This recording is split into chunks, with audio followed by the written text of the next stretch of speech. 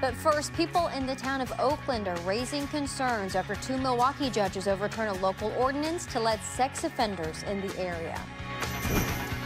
Not in my backyard. People in one town are fighting to keep sex offenders out of their neighborhood. And as Valina Jones reports, this comes after a ruling was overturned. And Valina, these people thought they were protected, right? That's right, Michelle. The people in the town of Oakland said they thought they would be protected after a passing of this new ordinance, but now they say the state's taking over and they have concerns about what that means for the future.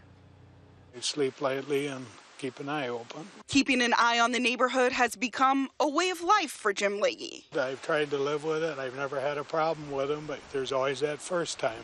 Leahy lives just yards away from the home on County Road A in the town of Oakland that's been used to house sex offenders for the past 8 years. But now for the first time, 2 Class 3 sex offenders will be moving in next door, despite the town's new ordinance that was passed to prohibit offenders from living 1,500 feet from where children live and play.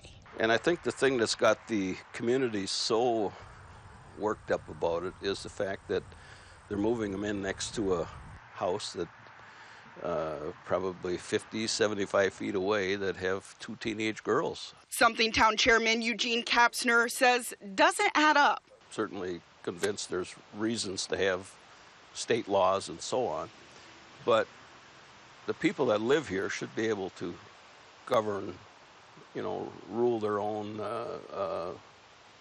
have their own ordinances and have their own rulings. The ordinance was passed on the 5th of August. Days later, the town was informed with nowhere to house Bruce Brown and George Taylor in Milwaukee County. 2 judges ruled to place them within the township, an order that had been made in July. And they're supposed to, according to state law, be put back in the same community they offended in or resided in. Why they're shipping them 75 miles west is something we have a hard time figuring out. And I hope in the future that the new ordinance will curtail some of this type of activity. But again, they've served their time, and the connotation of not in my backyard, they got to live somewhere.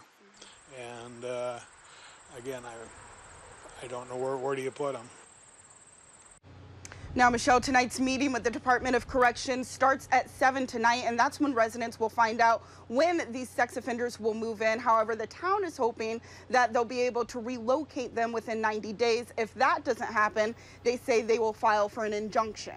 All right, keep us posted. Valina Jones reporting live from the town of Oakland. Valina, thank you.